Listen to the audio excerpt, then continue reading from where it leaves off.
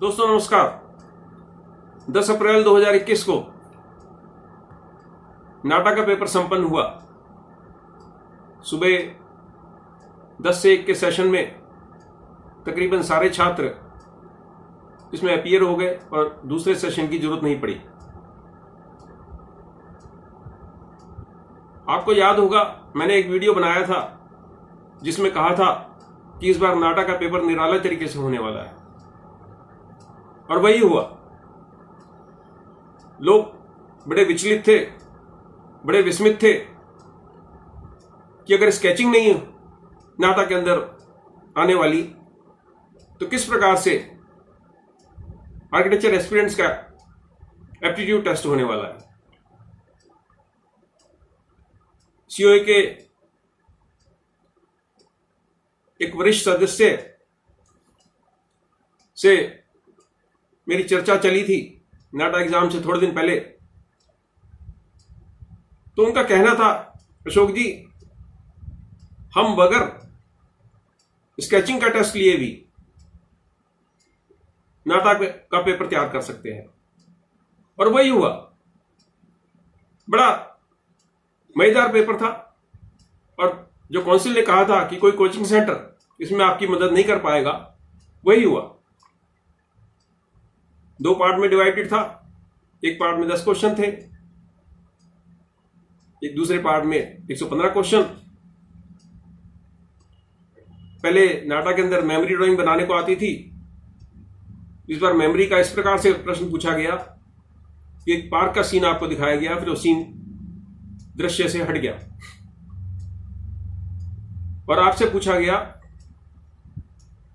कि इस पार्क में कितने बेंचेस लगे हुए थे और कितने एल्डरली पीपल यानी बुजुर्ग लोग थे। अंग्रेजी पे इस बार विशेष ध्यान दिया गया। कॉम्प्रिहेंशन के लगभग 30 सवाल थे। हाँ, इसमें उन छात्रों को जरूर कठिनाई आई होगी जो अंग्रेजी माध्यम के नहीं थे।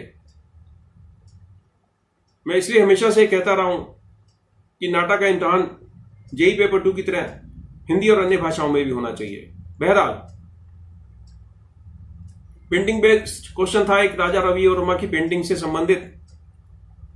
आपको ध्यान होगा मैंने अपने वीडियो में एक बात बोली थी कि नाटा का पेपर इस बार काफी कुछ सीड यूसीड के एग्जाम की तरह होने वाला है, और वही हुआ।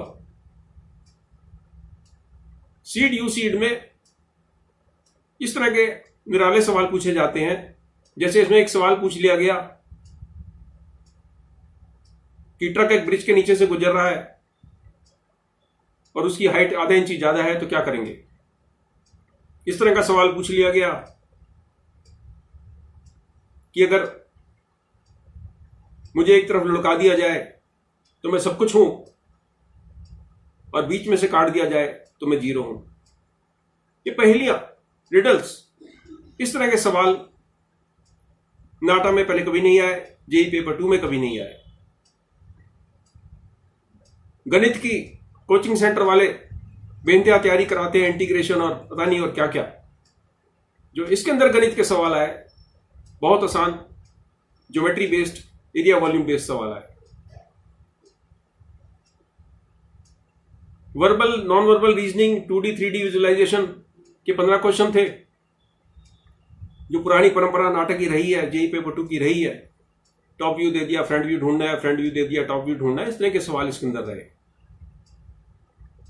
बिल्डिंग से संबंधित कुछ क्वेश्चन रहे। मीनाक्षी टेम्पल से संबंधित एक क्वेश्चन था।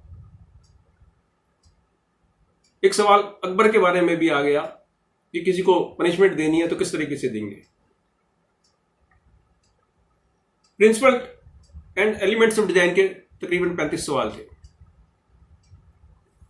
दोस्तों, मैं हमेशा से एक बात कहता रहा हूं कि आप एंट्रेंस एग्जाम में जा रहे हो तो कुंजियां मत पढ़ो। आपके फंडामेंटल क्लियर होने चाहिए, आपका फोकस क्लियर होना चाहिए, आपका टारगेट क्लियर होना चाहिए। मेरी गेट आर्किटेक्चर प्लानिंग की किताब है, उसमें हमने पिछले सालों के पेपर दिए हैं, उनके आंसर्स दिए हैं, लेकिन उसके सॉल्यूशंस नहीं दिए हमने, यानी सॉल्यूशन यानी उसको हल कैसे करना है। स्टूडेंट्स मेरे से शिकायत करते थे, सर आपने सॉल्यूशंस नहीं दिए। मैं उनको एक ही बात बोलता था और अभी बोलता हूं, कुंजी पढ़ के आप इम्तिहान पास कर सकते हो, कुंजी पढ़ के आप दौड़ में दूसरों से आगे नहीं निकल सकते। काउंसिल ऑफ आर्किटेक्चर को बधाई देता हूं, इस महामारी के दौर में भी बगैर स्केचिंग का टेस्ट लिए भी उन्होंने एक मजेदार शानदार नाटा का पेपर बनाया। और काउंसिल के उस वरिष्ठ सदस्य की बात मेरे को आज भी याद है, जिन्होंने कहा था कि हम बगैर स्केचिंग के भी आर्किटेक्चर एप्टीट्यूड टेस्ट कंडक्ट करेंगे और अच्छे छात्रों का चुनाव करेंगे। मुझे उम्मीद है कि नाटा का जो जून में दोबारा से पेपर होगा